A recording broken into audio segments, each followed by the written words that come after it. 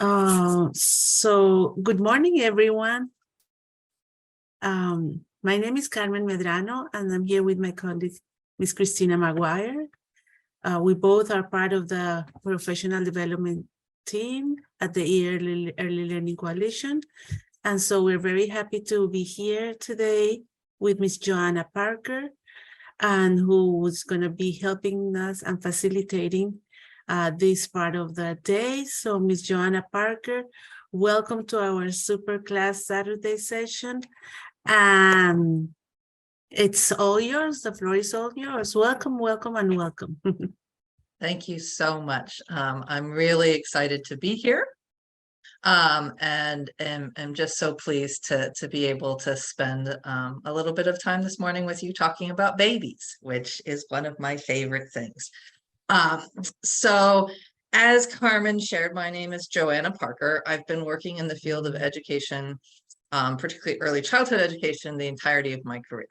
I actually started working with infants and toddlers at the very beginning, spent a lot of time with early Head Start. And now I get to do lots of things, including supporting Teachstone and the work that we do around interactions. And so during our time together, we are going to be focusing on facilitating exploration during playtime. And so in our session, I am going to be pausing several times to ask questions and to request that you share your thoughts in the chat. I can't see you, right? And you can't unmute and talk. I do want this to be as interactive as possible. And so as we get started and we think about facilitating exploration and what that means, I want to ask you to share a recent experience or your thoughts in terms of play with infants, right? So what is your favorite thing about playing with infants, right? And spending time with babies? I will share that I absolutely love babies. And when I was the director of an early childhood program, I spent time every day in the infant room. Sometimes it was because of staffing and supporting those lunch breaks. Sometimes it was because of babies, and with ratios, sometimes you just don't have enough hands, and so just stepping in to help. And sometimes it was just because I love babies, right? And that time of just being with an infant is so important. I had a teacher who was a doer, right? And those babies, their diapers were changed every 2 hours on the dot. They were fed along their schedule. The daily notes were filled out perfectly. But we had to have a conversation, and I had to share that my expectation that part of her job was to sit on the floor and be with the babies, right? That is how we support children's engagement, development, and learning. And so for me, playtime and that time when we can just be present and follow the lead and interests of babies is so wonderful, right? And I see we've got some comments here. Kayla, of watching how interesting a toy or item can be, right? And one of the things that just amazes me is like their hand. A baby is just so excited and interested in their hand, right? Or their foot. And you think developmentally, there's that point where they don't realize when they're playing with a rattle that it's separate from them, right? And so all of the I love child development. I'm a huge child development nerd.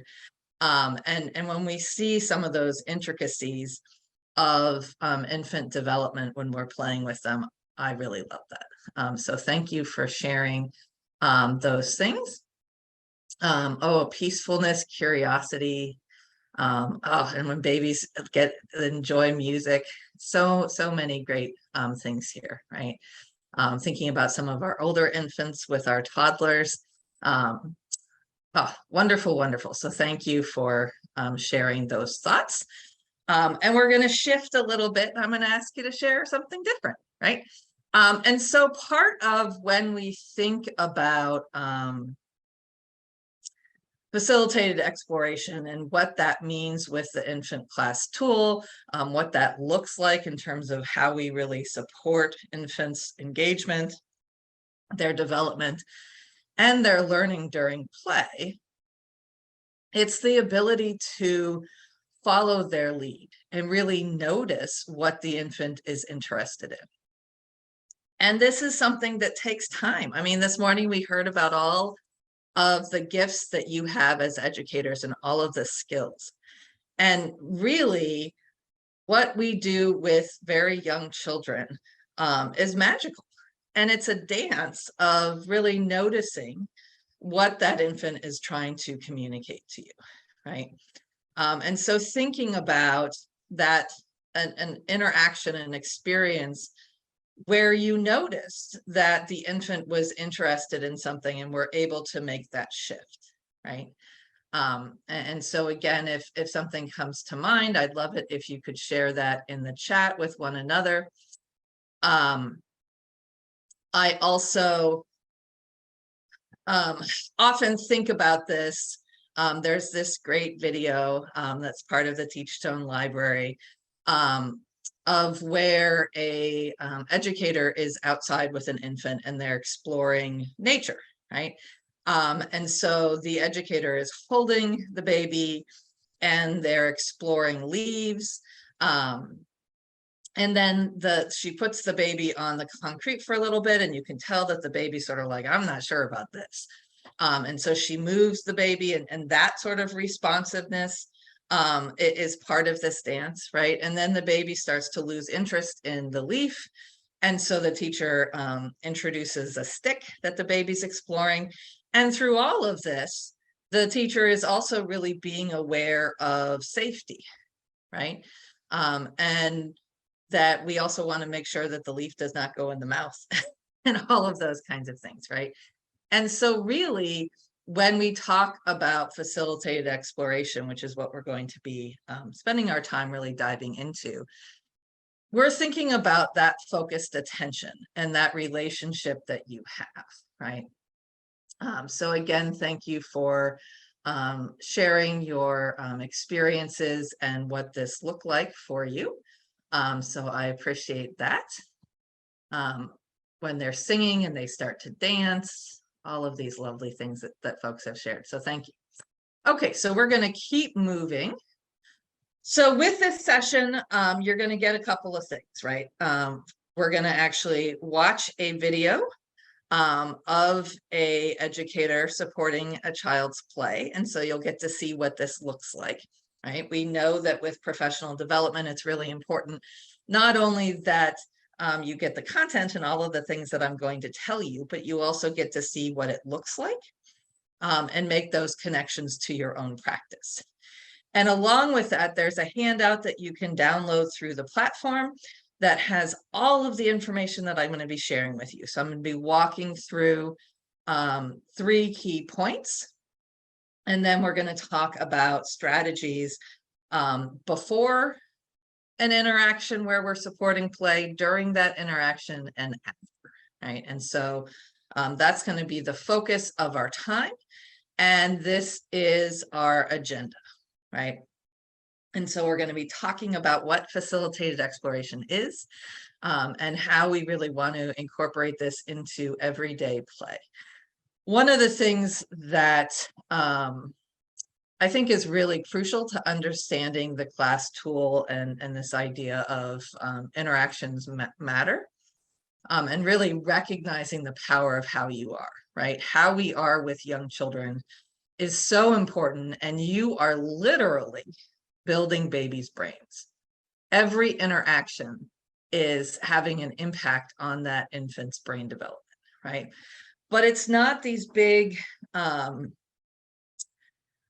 planned out, intricate interactions. It's not rocket science, it's neuroscience, right?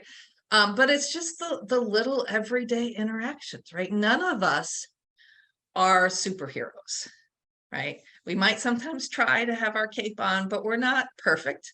And we're not always going to get it right. And that's okay. I always kind of have Jack Shonkoff, who is the director of the Harvard Center for the Developing Child and is sort of the neuroscience guru. I always have him in the back of my mind and how he talks about good enough. And that we just have to have good enough interactions, right? And thinking about how we're just present and responsive in the moment. And those little things that happen throughout the day where we're really connecting with an infant, making that relationship, and really supporting their exploration of the world. That's what we're talking about, right? So we're going to go through our tips. We're going to watch the video so you get an idea of what that looks like. And please, as we're going along, if you have any questions, feel free to share them. I do have, as they introduce themselves, I have some folks here to support me. So they'll be monitoring the chat and responding. And also I'm going to keep an eye on it as well in terms of the questions that I'm asking. Okay, so let's go ahead and move into our content because our timing is short. And so we're going to start with these key ideas, right? And the first thing that we really want to think about is, what do you need to know about engaging infants? And at the end of the day, if babies are not engaged, if they're not exploring the world, they're not learning. That's how babies learn. That's how toddlers learn, is through that active exploration, right? They're like little scientists, and they're coming up with hypotheses of how things work, and they're testing it out. When a baby puts something in their mouth, they're learning math and science concepts.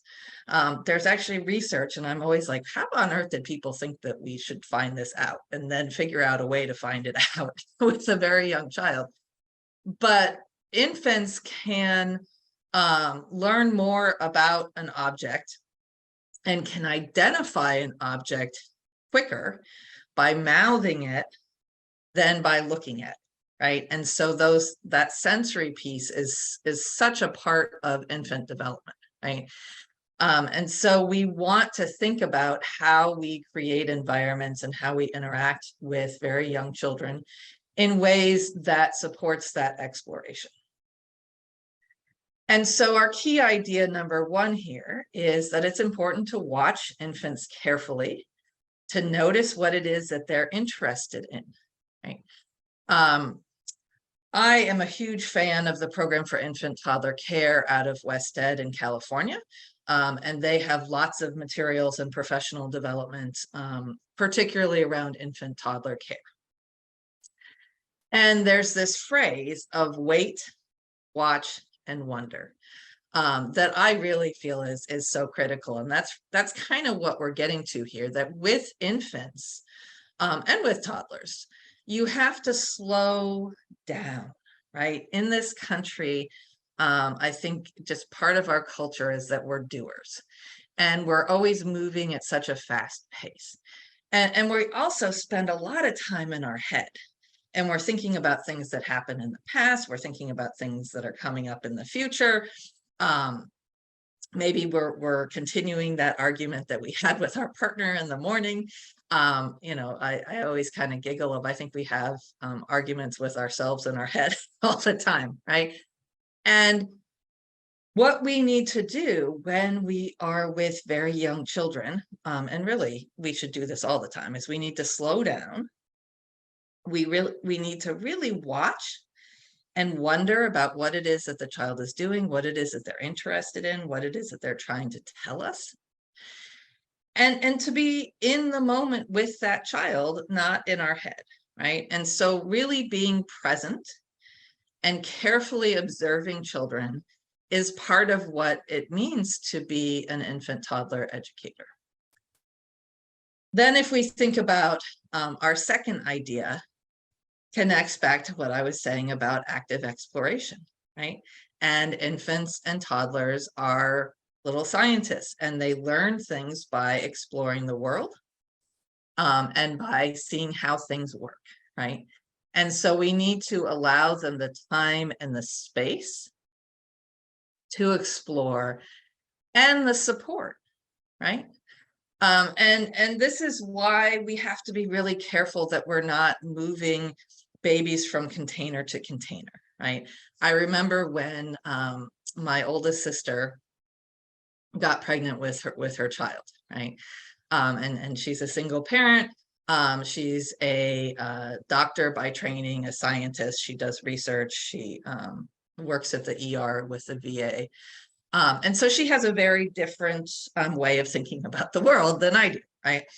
And she was just so excited and enthralled by all of these things that you can buy for babies, right? And so all of these different containers of, you can get the bouncy seat and the exerciser, and now they've got those, I forget what they're called, but those little round things that are like a chair, and you can put the baby in it and it holds them up, right? And I have the exact opposite response to those pieces of equipment, for a number of reasons. If we think about it developmentally, when we put children in equipment that has them sitting or standing before they have the muscle structure to do that, it's actually not supportive to them developmentally, and puts weight on their bones that they're not ready for, right? So that's one of the things. But also, when we are moving infants from container to container, they don't have that freedom of exploration, right? And so we really have to think about, how do we create spaces, and how do we make sure that we're able to really be in tune and present with the infant, so that they can be on the floor and they can actively explore.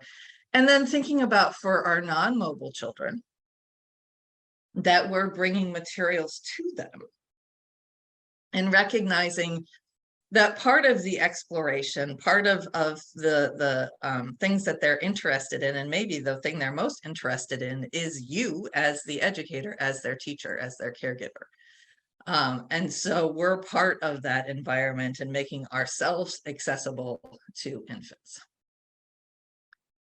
And so as we continue going through our ideas, right, and these key ideas, the next question is really thinking about, well, what about playtime? And what does this look like, right?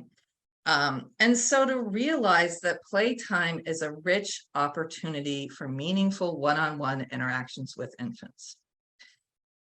And this is really another perspective shift, and something to be aware of and keeping in mind, is that when we're thinking about infants and toddlers, and with the infant tool for class, we're really talking about infants from birth to about 15, 18 months or so, right?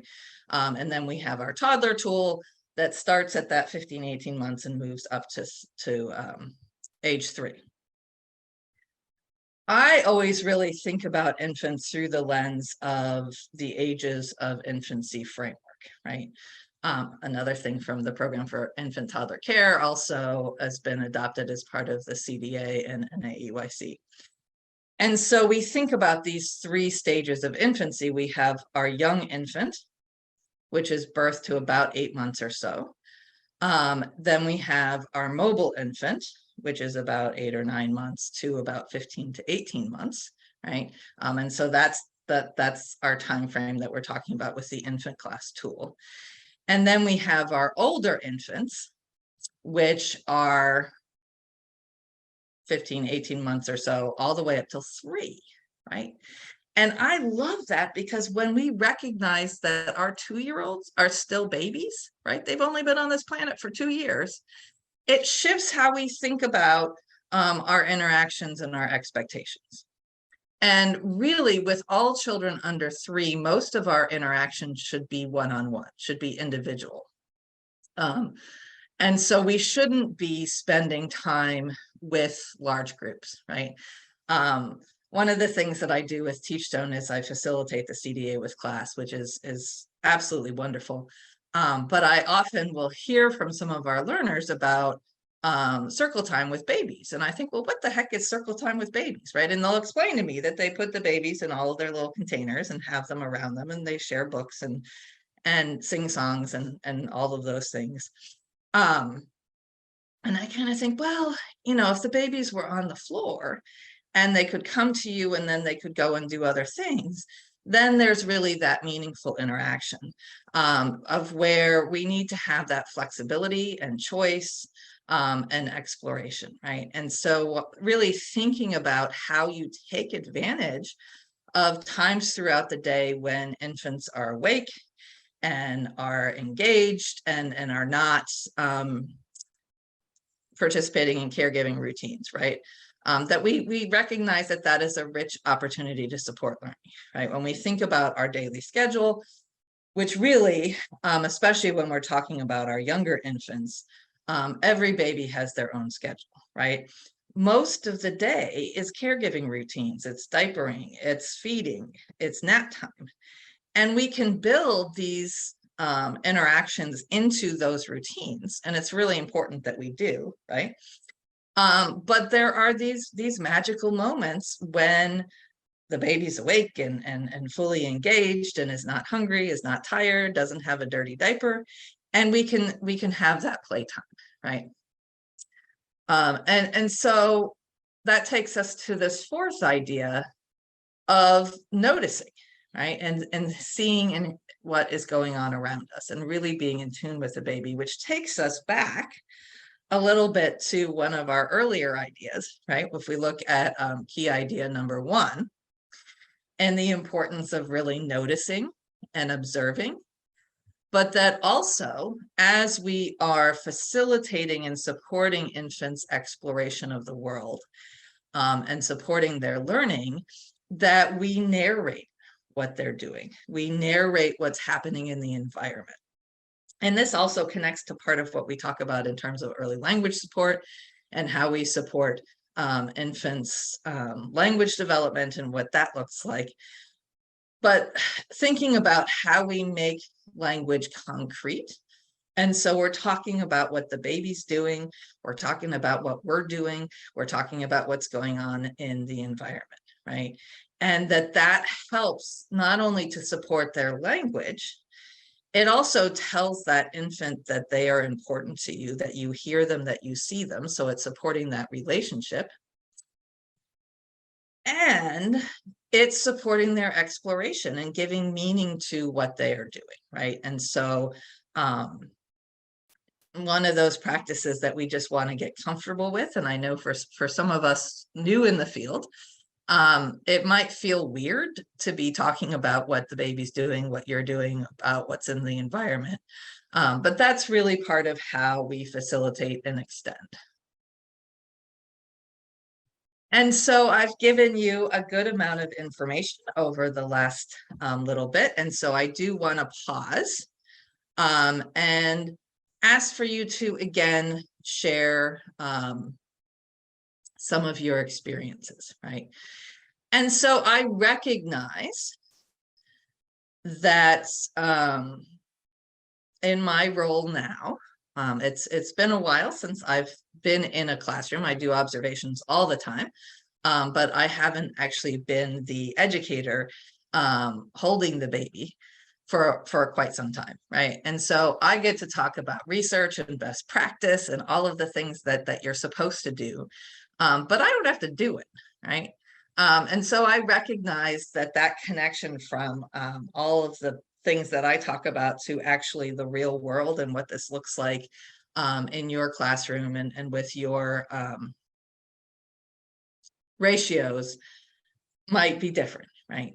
But one of the things that we also have to think about is this challenge of overdoing it or overstimulating, right? And how do we know if the infant is engaged and excited versus if they're overstimulated and starting to get upset and having a hard time regulating their body, their emotions, their behavior, right? And so if folks can share some of the things that they're noticing, I see here Esther thinking about that the infant might show signs, right? And what does that look like? And realizing that looks different based upon the child, right? some children, I took care of an infant when my first child was born, and this was a very, very fair-skinned child, right? And her little eyebrows would get red when she was overstimulated. And so I could tell when she needed to take a break. When I was working in early Head Start as a home visitor, I was working with a dad, and he and his former partner had lost custody of their child due to mental health issues on the parents' end and neglect. And so I was supporting the reunification process. The mom had decided to give up custody and had exited the relationship. And so I was working with dad. And oftentimes when I would come to do a home visit, and our focus was really on supporting really what I was doing was supporting the dad in using practices that are part of facilitated exploration with his infant. I just didn't have that lens at that time because this was a while ago. But because I was there, and I think he was a little bit stressed and wanted to show how great of a job he was doing, he would get really excited with the baby, and he would be shaking the rattle and all of those things. And you could tell, I could tell that the baby was overstimulated, but dad couldn't, right? And he'd be turning his body away, the baby, and doing some of those things that tells us that, oh, we need to back up, right? But I think also it's that pacing piece of if we really slow things down and give time between our interactions, then we can support that, right? And this is lovely. I'm looking at the chat. Sometimes we have to think about children with disabilities, children who may have some sensory issues as well, thinking about the noise and the brightness of the light and all of those kinds of things, respecting the child's personality. Oh my goodness, absolutely wonderful. And giving up control. I really like that idea of when we put the baby in control and we're following what the baby wants, then we both win, right? But when we try to control what is happening throughout the day, it doesn't work so well, right? One of a video that I love using videos when I train or when I teach. And there's this great YouTube video, which I'm really glad I downloaded because it got taken off at some point. Probably there's a child, or now he's probably a full-grown man, Ethan, who didn't like to have this video of him as a baby. But it's this great interaction between Ethan and his dad, right? And Ethan was probably, I'd say around 8 months or so. He can sit up, but doesn't have great control. Like when he gets really excited, he sort of falls over, right? But he thinks ripping paper is the most hilarious thing on the face of the planet, right? And so his dad has newspaper and hands it to the baby, and they're both pulling on it, and it rips, and Ethan just howls with giggles, and he falls over because he loses control of his body because he's so excited. But what dad does is he slows down the pacing of, he waits until Ethan is kind of back and calm down before they rip again, right? And the pacing of it really helps to minimize that overstimulation, right? Recognizing that when infants cry, they're telling us that something is wrong, right? And that is so important, and to realize that crying is how infants communicate, right? And it's okay for babies to cry, but that it's our job to figure out what they're trying to tell us, right? And to be responsive to that. So thank you for all of your ideas and thoughts that you've been sharing. So now we're going to move from this first part of our content of these 3 key ideas into really thinking about what do we do before the interaction, before playtime, what do we do during playtime, and what do we do after, to really think about how we can use these practices more intuitively. Part of what I often talk to educators about is that with the practices that are described in the class tool, it's really just about becoming more familiar with them, knowing what they look like, but then just incorporating it into what you do every day. And often you're recognizing, oh, I already do a lot of this, right? And so just thinking about how you can do it more often, use it more effectively, but that it just becomes part of your muscle memory, part of how you are when you're with young children, right? And so we want to set ourselves up for success as we are planning for and thinking about playtime, right? And so we have to know our children. Observation and assessment is a critical first step of really thinking about and noticing what it is that children know and are able to do, right? And it's not just about observing children in terms of the domains of development and all of that great information, right? But it's also knowing the whole child, knowing their temperament. You know, what is that child that is more slow to warm up, and that you really have to be just think about the timing of things and give them more time when there's a change or a transition or introducing a new material. Perhaps thinking about that sensory piece of children that are overstimulated by loud noises or bright lights, right? And also knowing the child's family, the languages that are spoken at home, and really thinking about how do we create mirrors and windows in our environments and our interactions and the materials so that babies see themselves and that they're exposed to new things, are exposed to other things in the world, right? And really, you know, babies just got here, so everything is new and interesting and exciting, right? And so part of how we're thinking about this, making a plan, and these strategies that I have listed here, I always kind of think about it through the lens of this phrase, if you build it, they will come. I know I'm dating myself a little bit because that's from the Field of Dreams movie with Kevin Costner, which is forever ago. But that's really what you're doing, is you're setting the stage, right? And you're thinking about what are the infants interested in. You're thinking about where are children developmentally. And you're setting the stage with your environment in terms of how you set up the space, how you create space for infants to be on the floor and to explore, how you display materials in ways that are accessible for very young children, how you choose materials that are developmentally appropriate, safe, interesting, all of those things, because everything in your environment should be a yes. Everything that baby can reach should be okay for them.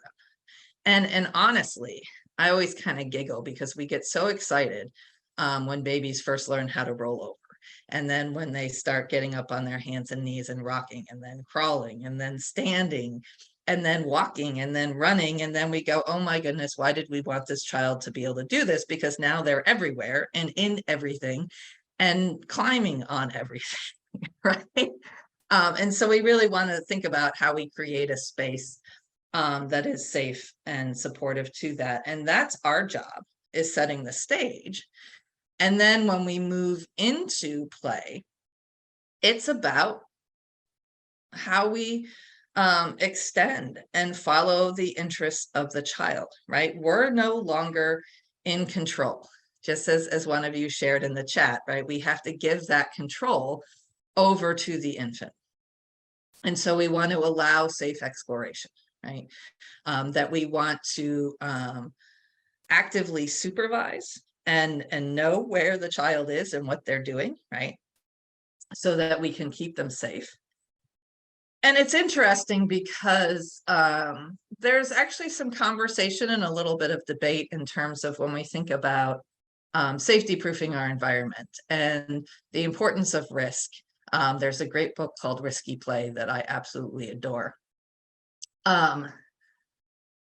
But within our infant toddler spaces, we often are not having anything that might be a choking hazard. And I'm not going to contradict licensing state regulations, all of those pieces. But when you are actively with a child, giving them something like a piece of tape or a cotton ball, or, you know, those little plastic things that you wind them up and they bop along, that can really be an interesting material and can really support development when you're on a playground and you're handing a baby a leaf. We don't want the baby to eat it, but if we're actively supervising, we can have that happen in a safe way. So something to just kind of think about, right? And then this noticing language, right? And we talked about this with our key ideas, is that you want to be at the child's level. You want to really notice what it is that they're doing, the sounds, vocalizations that they're making, right? And to describe, right? And maybe even mimic, right? Again, we're going a little bit into the early language support strategies as well, but they're all interconnected in that when a baby coos or blows a raspberry or is making noise, when we repeat that noise, we're supporting their language. Or when we notice what an infant is doing and looking at, and we narrate that, and we talk about, oh, it looks, you could see yourself in the mirror. Do you see Jeremy in the mirror? And talk about that, right? That is not only supporting language, but as we talked about, it's supporting that social emotional piece and that relationship. And it is supporting and extending the play. Okay.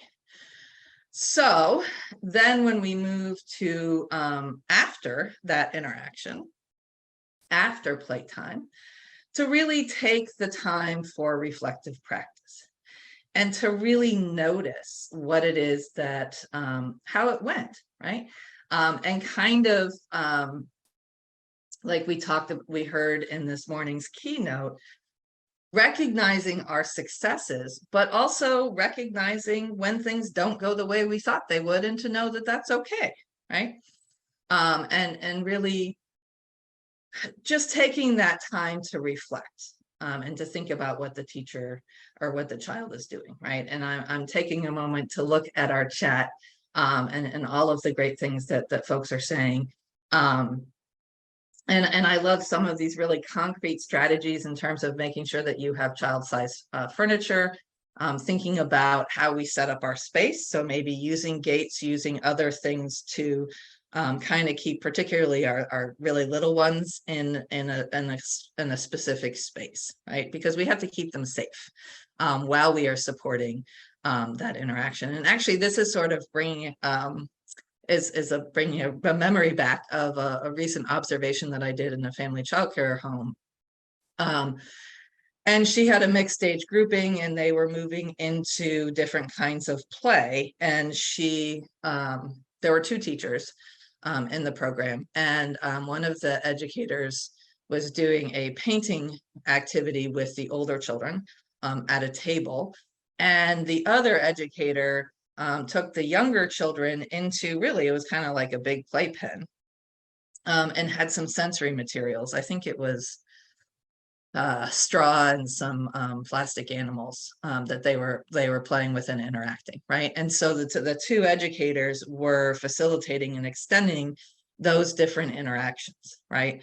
But part of what they wanted to do in terms of with the older children who were using paint and other things that we don't necessarily want infants and toddlers to be getting into, is that they created that separate space so that the children could be safe, but we're exploring, right? And so my guess, as we think about this reflection, and I can kind of make up a scenario, thinking about what I observed in this family childcare home, is that it may have been that previously they had tried to do a painting activity or something like that with the older children, and the younger children were interrupting and trying to get into the things and pulling on the paint and pulling on the, trying to get the paint brushes and put the paintbrush in their mouth and all of that kind of stuff. And so they realized, oh, that didn't work very well. And so they had a plan in terms of how to do it differently, right? And so we really need to take that time to reflect. And so if we keep moving, right, I am going to share a video with you. And I really want you to watch the video focusing on all of these things that we've been talking about. So I'm going to go ahead and take us into my browser. And I'm going to share this 2-minute video. You want to go for another book? Well, why don't we bring this down? Shall we bring it down and you can go through it? It's probably easier if you sit and go through it, huh? Which one would you like to read now? Oh, here's your other favorite one. You like the one about colors. Do you want to read that one? We can. Do you want to read this one? We're kind of looking at it like you do. Oh, look, there's red. There's red. How about blue? Blue fish.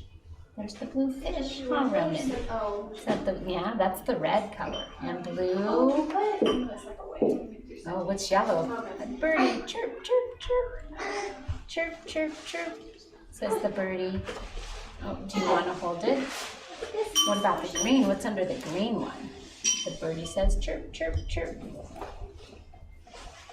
Yeah.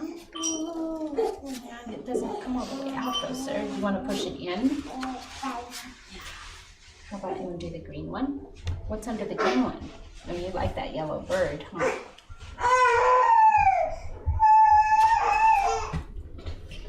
Do you want a different book? You can have that one. Would you like that one? The cold? Which one would you? Do you want to go back to this one? Oh, careful, buddy. Do you want this one back? There you go. Are those the fish, Ronan? Are you all done with books, sir? I think you're getting tired. Want to go back to the ribbons? Okay, you can do the ribbons. Can I help Owen with the book? Did you want to see what's under the green one? Or you like those blue fish? You like those blue fish, huh? Are those the blue fish? And you're putting it in and out, huh? Is that funner than really looking at the book? Okay. Oh my goodness. Such a lovely video. It is one of my favorites, right? And so if we go back into my slide deck and look back at these before, during, and after, I want you to really be thinking about, and definitely if you can share in the chat, some of the things that you noticed, right? So let's start with this making a plan and setting the stage. So what are some of the things that you noticed in terms of what the teacher was doing in terms of the physical environment that shows you that she planned for that interaction?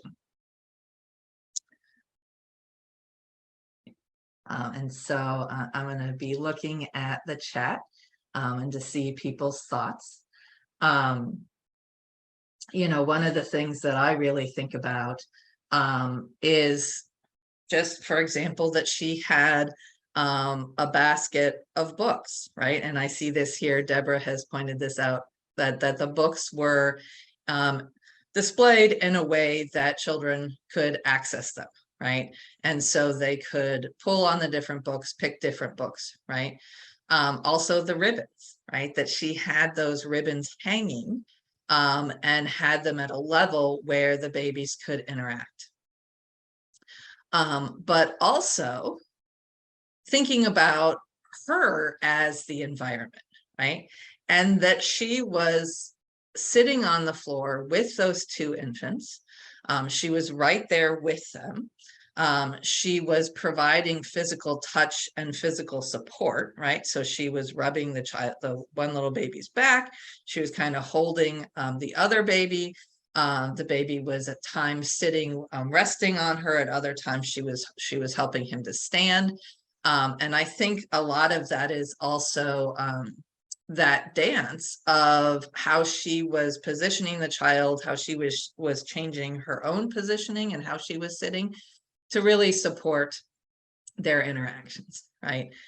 And I'm just seeing so many things. It's so exciting to have such active engagement with our chat, but also that narration piece, right? And so if we look at the next step, right, of what we do during an interaction, this is what also a lot of you are noticing, right? Is that she allowed for safe exploration, that the children really were in control. They were leading what it was they were interested in.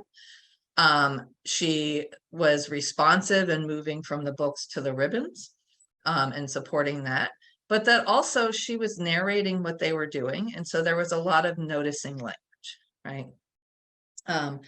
And so then, you know, after an interaction like this, we would want as educators to really take that time to reflect, and to think about what went well, what might we want to change, right? You know, when I think about this, I often think about this through a lens called the teaching cycle, of where we start with our observation and assessment and really thinking about what it is that children know and are able to do, thinking about who the children are as individuals, and thinking about the family, culture, language, all of those things, right? Which really gets back to our key idea number one in terms of really noticing and observing children. And then we take that information, particularly in terms of what it is that children know and are able to do, what are the things they might be interested in, right? And we move into this making a plan of we make decisions around what it is we want children to know and be able to do, and what we're going to do to support that. So really thinking about where the child is developmentally, thinking about what they're interested in, and then creating that plan in terms of the materials that we're placing in the environment, in terms of our interactions, right? And then we implement our plan, and we interact with children, and we do all of these things that are listed here in terms of strategies for during playtime, right? And then we move back up into observation and assessment. And so when you are playing with children, you are also noticing what they're doing. And are they interested? Are they engaged? Are they making progress developmentally in terms of the goals that you've set, or what you're trying to support? And what are some things that maybe we need to shift, right? And really understanding that that's complex. Again, while we're not superheroes, sometimes we do have a bit of a cape on with all of the things that are happening. And when people say, oh, I would love to work in a baby room, it would be so peaceful and quiet, and you know, you just sit there all day with babies. No, right? It's a lot of work, and being intentional in terms of how we set up our environments and how we facilitate and extend infants' exploration and play. And then that responsiveness takes a lot of energy, a lot of thought, a lot of planning, right? And you know, we're kind of baby whisperers of where we have to get to know every single child, and how they communicate, so that we know what it is they're interested in. And we know when we are overstimulating, or when it's time to shift to something else, right? And so I am going to go ahead and take us back into the video, because it is a very brief video. We do have a little bit of time, but I want you to watch this again and really notice, how is this educator noticing and responding to the infants, right? What are the things that we see her doing that really support and extend the children's engagement, right? So I'm going to go ahead and hit the play button one more time. You want to go for another book? Well, why don't we bring this down? Shall we bring it down and you can go through it? It's probably easier if you sit and go through it, huh? Which one would you like to read now? Oh, here's your other favorite one. You like the one about colors. Do you want to read that one? We can. Do you want to read this one? You're kind of looking at it. Like, oh. look, there's red. There's red. How about blue? Blue fish. There's the blue fish. Huh, Ronan? Is that the, yeah, that's the red color. And blue. Oh, what's yellow? A birdie. Chirp, chirp, chirp. Chirp, chirp, chirp, says the birdie. Oh, do you want to hold it? What about the green? What's under the green one? The birdie says chirp, chirp, chirp. Yeah. It doesn't come all the way out though, sir. Do you want to push it in? How about you do the green one? What's under the green one? Oh, you like that yellow bird, huh?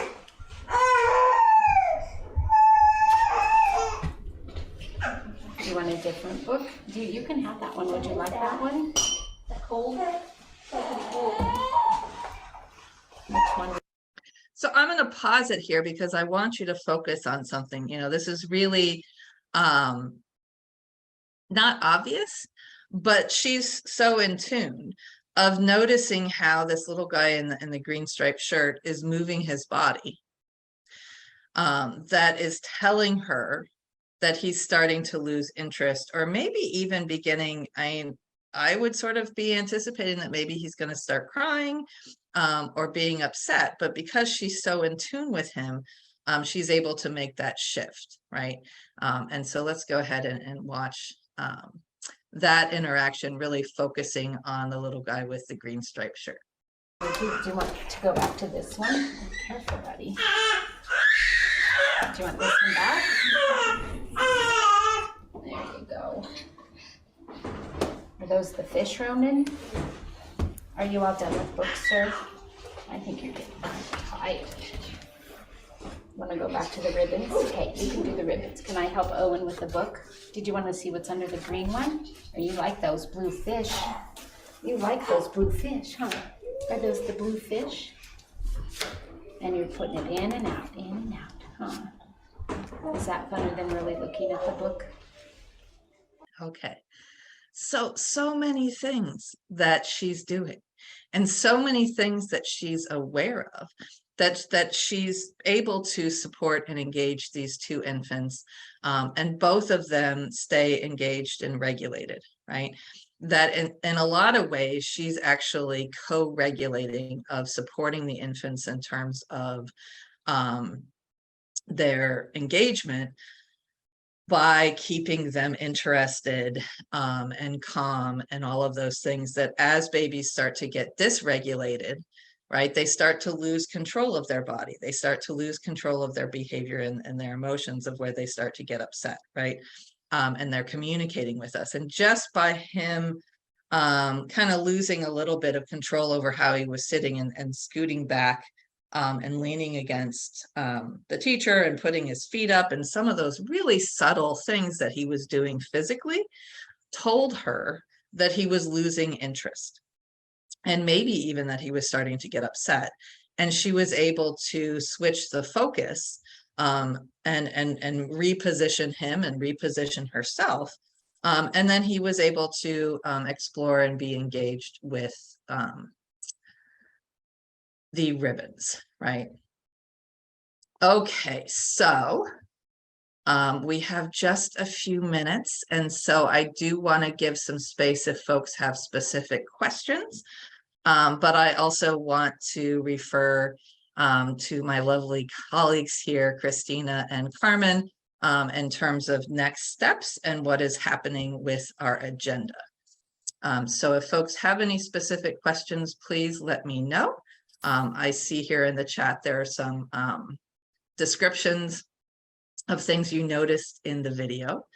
But again, I'm going to stop talking and see if there are any specific questions or to hear next steps.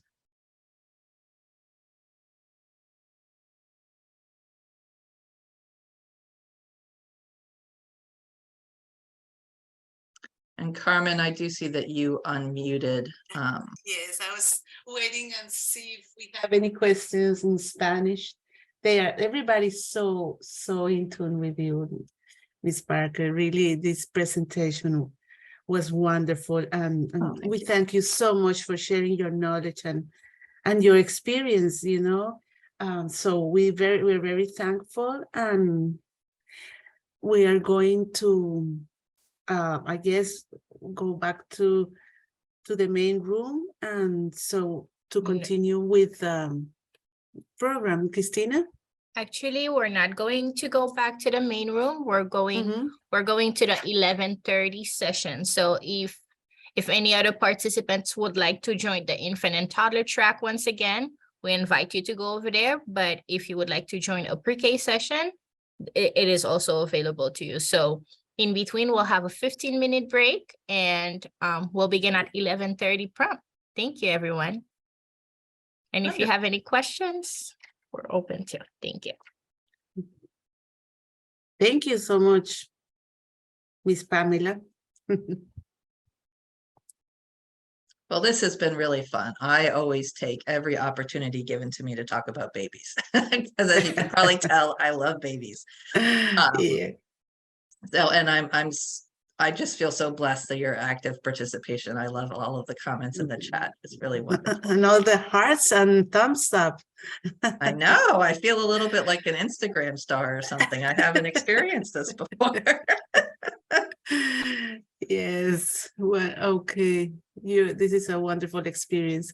Okay, well, thank you again, Miss Parker, and I'll see you later in our next session. Okay, sounds Take good. care. Bye-bye.